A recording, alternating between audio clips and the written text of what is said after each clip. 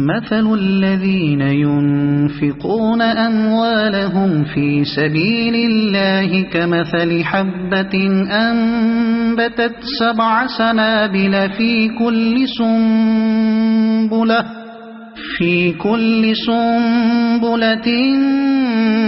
100 حبة والله يضاعف لمن يشاء واللہ واسع علیم۔ جو لوگ اپنے مال اللہ کی راہ میں صرف کرتے ہیں ان کے خرچ کی مثال ایسی ہے جیسے ایک دانہ بویا جائے اور اس میں سے 7 بالیں نکلیں اور ہر بال میں 100 دانے ہوں۔ اسی طرح اللہ جس کے عمل کو چاہتا ہے افزونی عطا فرماتا ہے، وہ فراخ دست بھی ہے اور علیم بھی۔ جو لوگ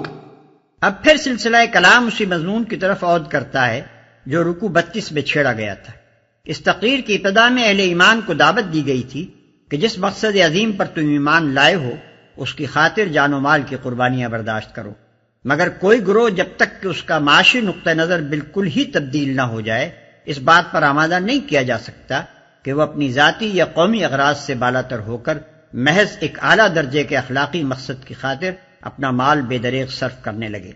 مادہ پرست لوگ جو پیسہ کمانے کے لیے جیتے ہوں اور پیسے پر جان دیتے ہوں اور جن کی نگاہ ہر وقت نفع و نقصان کی میزان ہی پر جمی رہتی ہو، کبھی اس قابل نہیں ہو سکتے کہ مقاصد عالیہ کے لیے کچھ کر سکیں۔ وہ بظاہر اخلاقی مقاصد کے لیے کچھ خرچ کرتے بھی ہیں تو پہلے اپنی ذات یا اپنی برادری یا اپنی قوم کے مادی منافع کا حساب لگا لیتے ہیں۔ اس ذہنیت کے ساتھ اس دین کی راہ پر انسان ایک قدم بھی نہیں چل سکتا جس کا مطالبہ یہ ہے کہ دنیاوی فائدے اور نقصان سے بے پرواہ ہو کر محض اللہ کا کلمہ بلند کرنے کے لیے اپنا وقت، اپنی قوتیں اور اپنی کمائیاں خرچ کرو۔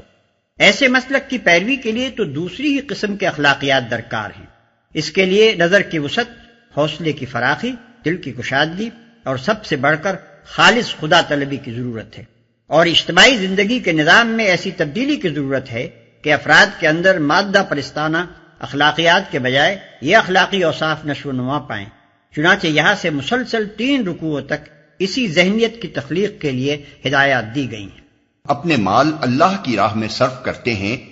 مال کا خرچ خواہ اپنی ضروریات کی تکمیل میں ہو یا اپنے بال بچوں کا پیٹ پالنے میں یا اپنے اعزاء و اقربا کی خبرگیری میں یا محتاجوں کی اعانت میں یا رفاع عام کے کاموں میں یا اشاعت دین اور جہاد کے مقاصد میں، بہرحال اگر وہ قانون الہی کے مطابق ہو اور خالص خدا کی رضا کے لیے ہو تو اس کا شمار اللہ ہی کی راہ میں ہوگا۔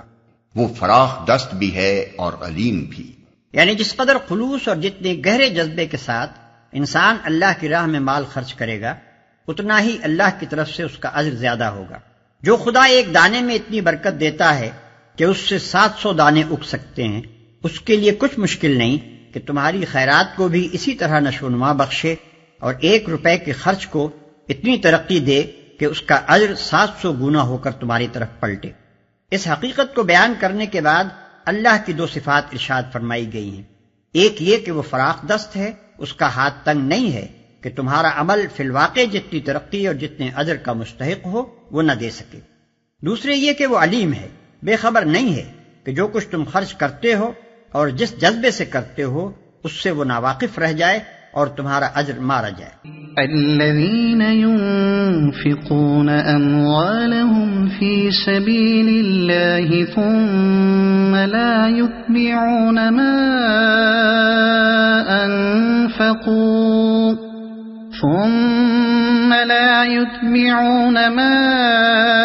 أنفقوا منا ولا أذى لهم أجرهم عند ربهم ولا خوف عليهم ولا هم يحزنون۔ جو لوگ اپنے مال اللہ کی راہ میں خرچ کرتے ہیں اور خرچ کر کے پھر احسان نہیں جتاتے، نہ دکھ دیتے ہیں، ان کا اجر ان کے رب کے پاس ہے اور ان کے لیے کسی رنج اور خوف کا موقع نہیں۔ یعنی نہ تو ان کے لیے اس بات کا کوئی خطرہ ہے کہ ان کا اجر ضائع ہو جائے گا اور نہ کبھی یہ نوبت آئے گی کہ وہ اپنے اس خرچ پر پشیمان ہوں۔ قول معروف ومغفرة خیر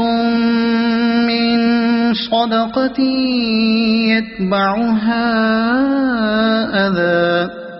والله غني حليم۔ ایک میٹھا بول اور کسی ناگوار بات پر ذرا سی چشم پوشی اس خیرات سے بہتر ہے جس کے پیچھے دکھ ہو۔ اللہ بے نیاز ہے اور بردباری اس کی صفت ہے۔ اس ایک فقرے میں دو باتیں ارشاد ہوئی ہیں، ایک یہ کہ اللہ تمہاری خیرات کا حاجت مند نہیں ہے، دوسرے یہ کہ اللہ تعالیٰ چونکہ خود بردبار ہے اس لیے اسے پسند بھی وہی لوگ ہیں جو چھچھورے اور کم ظرف نہ ہوں بلکہ فراخ حوصلہ اور بردبار ہوں۔ جو خدا تم پر زندگی کے اسباب و وسائل کا بے حساب فیضان کر رہا ہے اور تمہارے قصوروں کے باوجود تمہیں بار بار بخشتا ہے، وہ ایسے لوگوں کو کیوں کر پسند کر سکتا ہے جو کسی غریب کو ایک روٹی کھلا دیں تو احسان جتا جتا کر اس کی عزت نفس کو خاک میں ملا دیں۔ اسی بنا پر حدیث میں آتا ہے کہ اللہ تعالیٰ اس شخص کو قیامت کے روز شرف ہم کلامی اور نظر عنایت سے محروم رکھے گا جو اپنے عطیے پر احسان جتاتا ہو۔ يا أيها الذين آمنوا لا تبطلوا صدقاتكم بالمن والأذى كالذي ينفق ماله رئاء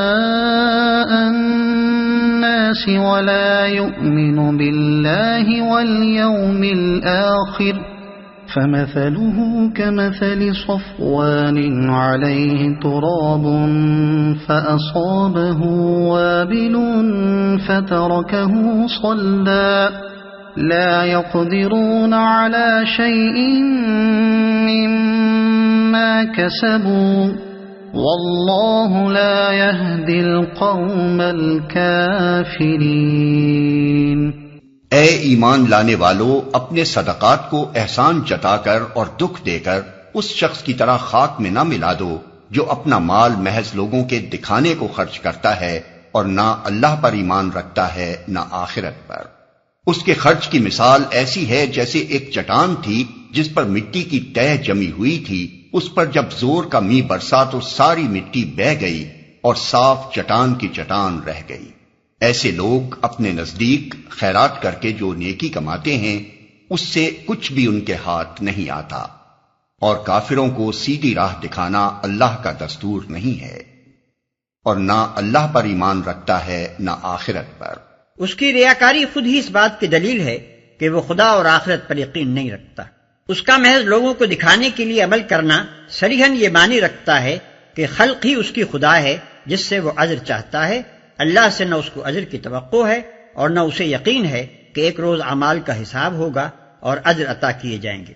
اور صاف چٹان کی چٹان رہ گئی۔ اس تمثیل میں بارش سے مراد خیرات ہے، چٹان سے مراد اس نیت اور اس جذبے کی خرابی ہے جس کے ساتھ خیرات کی گئی ہے۔ مٹی کی ہلکی تہ سے مراد نیکی کی وہ ظاہری شکل ہے جس کے نیچے نیت کی خرابی چھپی ہوئی ہے۔ اس توضیح کے بعد مثال اچھی طرح سمجھ میں آ سکتی ہے۔ بارش کا فطری اقتضا تو یہی ہے کہ اس سے رویدگی ہو اور کھیتی نشو و نما پائے، لیکن جب رویدگی قبول کرنے والی زمین محض برائے نام اوپر ہی اوپر ہو اور اس اوپری تہ کے نیچے نری پتھر کی ایک چٹان رکھی ہوئی ہو تو بارش مفید ہونے کے بجائے الٹی مضر ہوگی۔ اسی طرح خیرات بھی اگرچہ بھلائیوں کو نشو و نما دینے کی قوت رکھتی ہے، مگر اس کے نافع ہونے کے لیے حقیقی نیک نیتی شرط ہے۔ نیت نیک نہ ہو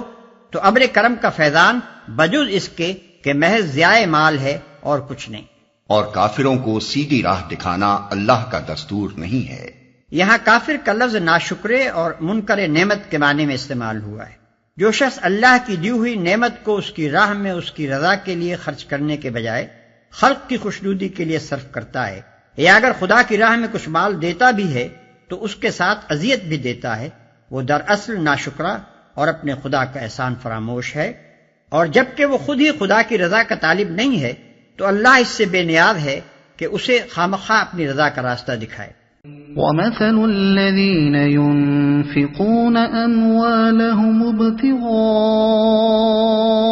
مَرْضَاتِ اللَّهِ وَتَثْبِيتًا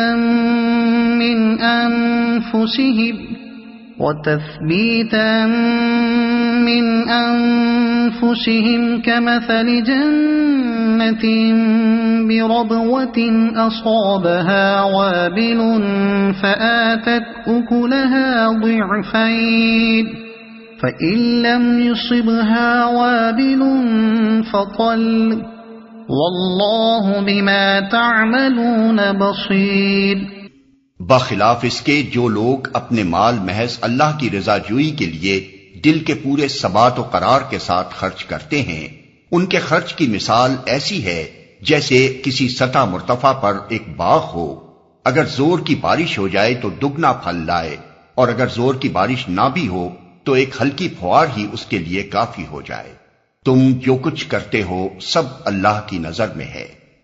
تو ایک ہلکی پھوار ہی اس کے لیے کافی ہو جائے۔ زور کی بارش سے مراد وہ خیرات ہے جو انتہائی جذبہ خیر اور کمال درجے کی نیک نیتی کے ساتھ کی جائے، اور ہلکی پھوار سے مراد ایسی خیرات ہے جس کے اندر جذبہ خیر کی شدت نہ ہو۔ أَيَوَدُّ أَحَدُكُمْ أَن تَكُونَ لَهُ جَنَّةٌ مِّن نَخِيلٍ وَأَعْنَابٍ تَجْرِي من تحتها الأنهار له فيها من كل الثمرات وأصابه الكبر وله ذرية ضعفاء فأصابها إعصار فيه نار فاحترقت كذلك يبين الله لكم الآيات لعلكم تتفكرون۔ کیا تم میں سے کوئی یہ پسند کرتا ہے کہ اس کے پاس ایک ہرا بھرا باغ ہو، نہروں سے سیراب، کھجوروں اور انگوروں اور ہر قسم کے پھلوں سے لدا ہوا، اور وہ عین اس وقت ایک تیز بگولے کی زد میں آ کر جھلس جائے جبکہ وہ خود بوڑھا ہو اور اس کے کم سن بچے ابھی کسی لائق نہ ہوں۔ اس طرح اللہ اپنی باتیں تمہارے سامنے بیان کرتا ہے، شاید کہ تم غور و فکر کرو۔ جبکہ وہ خود بوڑھا ہو اور اس کے کم سن بچے ابھی کسی لائق نہ ہوں۔ یعنی اگر تم یہ پسند نہیں کرتے کہ تمہاری عمر بھر کی کمائی ایک ایسے نازک موقع پر تباہ ہو جائے جبکہ تم اس سے فائدہ اٹھانے کے سب سے زیادہ محتاج ہو اور اثر نو کمائی کرنے کا موقع بھی نہ رہا ہو، تو یہ بات تم کیسے پسند کر رہے ہو کہ دنیا میں مدت العمر کام کرنے کے بعد آخرت کی زندگی میں تم اس طرح قدم رکھو کہ وہاں پہنچ کر یکایک تمہیں معلوم ہو کہ تمہارا پورا کارنامہ حیات یہاں کوئی قیمت نہیں رکھتا، جو کچھ تم نے دنیا کے لیے کمایا تھا وہ دنیا ہی میں رہ گیا، آخرت کے لیے کچھ کما کر لائے ہی نہیں کہ یہاں اس کے پھل کھا سکو، وہاں تمہیں اس کا کوئی موقع نہ ملے گا کہ اثر نو اب آخرت کے لیے کمائی کرو۔ آخرت کے لیے کام کرنے کا جو کچھ بھی موقع ہے اسی دنیا میں ہے۔ یہاں اگر تم آخرت کی فکر کیے بغیر ساری عمر دنیا ہی کی دھن میں لگے رہے اور اپنی تمام قوتیں اور کوششیں دنیاوی فائدے تلاش کرنے ہی میں کھپاتے رہے تو آفتاب زندگی کے غروب ہونے پر تمہاری حالت بعین ہی اس بڈھے کی طرح حسرتناک ہوگی جس کی عمر بھر کی کمائی اور جس کی زندگی کا سہارا ایک باغ تھا، اور وہ باغ عین عالم پیری میں اس سے جل گیا، جبکہ نہ وہ خود نئے سرے سے باغ لگا سکتا ہے اور نہ اس کی اولاد ہی اس قابل ہے کہ اس کی مدد کر سکے۔